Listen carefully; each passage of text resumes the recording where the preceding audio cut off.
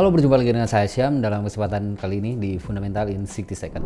Untuk hari Senin tanggal 17 April tahun 2023 kita punya data dari Amerika yaitu Empire State Manufacturing Index yang diprediksi akan mengalami penurunan untuk nilainya, dan ini berpotensi untuk melemahkan mata uang dolar Amerika walaupun dalam skala atau range yang masih cukup terbatas.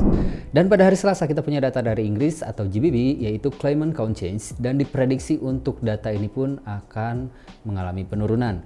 Otomatis biasanya akan melemahkan mata uang pound sterling walaupun dalam skala yang tidak terlalu besar. Masih pada hari Selasa malam kita punya data dari Kanada atau CAD yaitu CPI atau Consumer Price Index yang dirilis month per month, dan diprediksi untuk data ini akan mengalami peningkatan atau positif untuk mata uang Kanada. Masih di Kanada kita punya data yang sama yaitu median CPI yang dirilis years per years, dan data ini diprediksi mengalami sedikit penurunan dibanding dengan tahun sebelumnya. Otomatis ini bisa melemahkan mata uang Kanada walaupun tidak untuk skala besar untuk saat ini. Masih di Kanada juga kita punya data TRIM CPI yang dirilis years per years atau per 1 tahun sekali, dan diprediksi untuk data ini mengalami penurunan juga atau negatif untuk mata uang dolar Kanada. Dan pada jam 10 malam hari Selasanya kita punya data dari Macklem Speaks yaitu Gubernur Bank Kanada, dan diprediksi untuk Speaks-nya ini bisa sedikit memberikan dorongan atau hawkish atau memberikan dampak positif untuk dolar Kanada. Pada hari Rabu sore kita punya data dari Inggris atau GBP yaitu CPI yang dirilis years per years. Untuk data ini diprediksi akan mengalami sedikit penurunan dan tentu saja bisa melemahkan mata uang pound sterling walaupun dalam skala yang cukup terbatas untuk saat ini.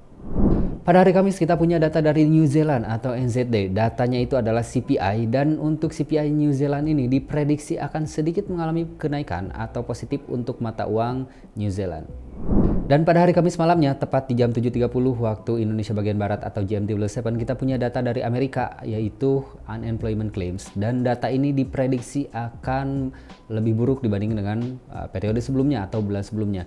Dan ini bisa melemahkan mata uang dolar Amerika walaupun ya belum untuk skala yang cukup besar untuk saat ini.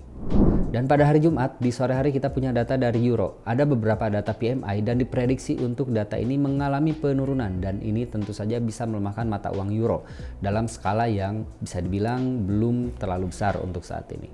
Disambung pada sore harinya lagi kita punya data dari Inggris, masih data yang sama yaitu PMI, dan untuk data PMI dari Inggris ini pun diprediksi akan mengalami penurunan dibanding dengan periode sebelumnya. Tentu saja ini juga bisa melemahkan mata uang pound sterling yang masih sama kurang lebih belum untuk skala besar untuk pergerakannya untuk di minggu ini.